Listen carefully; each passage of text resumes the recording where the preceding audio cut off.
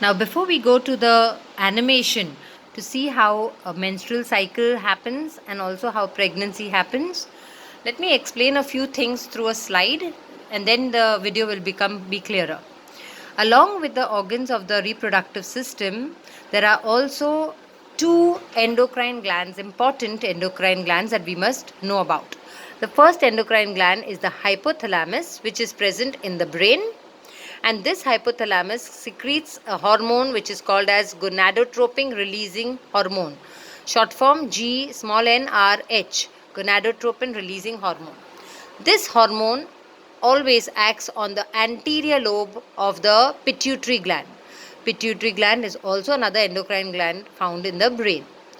So this gonadotropin acts on it, and when it acts on it, this anterior lobe secretes a hormone which is called as follicle stimulating hormone. It simply means it stimulates the follicle to start growing. Now, what is a follicle? In the ovary, there are many immature eggs, and these eggs, each egg is surrounded by a ball of cells around it, and the ball of cells is called as a follicle. It protects the egg inside, or immature egg. Now, the follicle stimulating hormone stimulates that follicle and the egg to start maturing. And as the egg starts growing in size and the follicle starts growing in size, the follicle starts stimulating one more hormone which is called as estrogen. This estrogen is poured into the blood and it travels till to the uterus, and it stimulates the inner wall of the uterus, that is the endometrium, to start growing and becoming thick in anticipation or in preparation for pregnancy.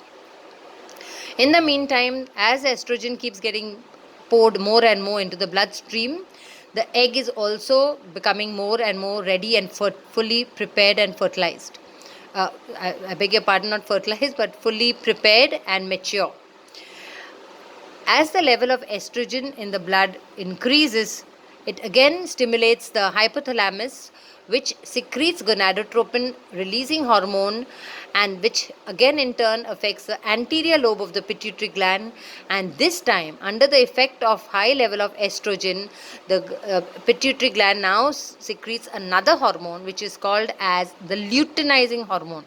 Simply, luteinizing means to burst or to break. So a hormone which is helping to burst or break. So the follicle which is matured now, and the egg which is matured inside the follicle now, will burst open and release the mature egg.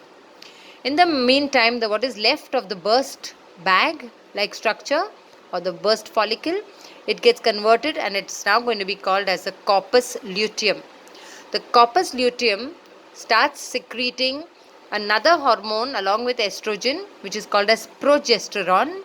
Progesterone is a hormone which aids pregnancy. That means it will help the egg to implant into the prepared inner lining of the uterus and helps the whole process of pregnancy.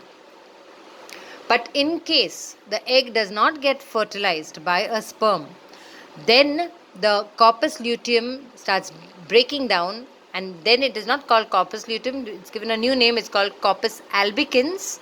And when this corpus albicans starts forming, production of these two hormones, estrogen and progesterone, completely stops, due to which the inner lining of the endometrium will break, and the egg also breaks and disintegrates, and the inner lining of the endometrium and the broken egg, or the egg that is destroyed, will come down out of the uterus and out of the vagina as menstrual flow or menstruation. I hope you've understood this clearly now.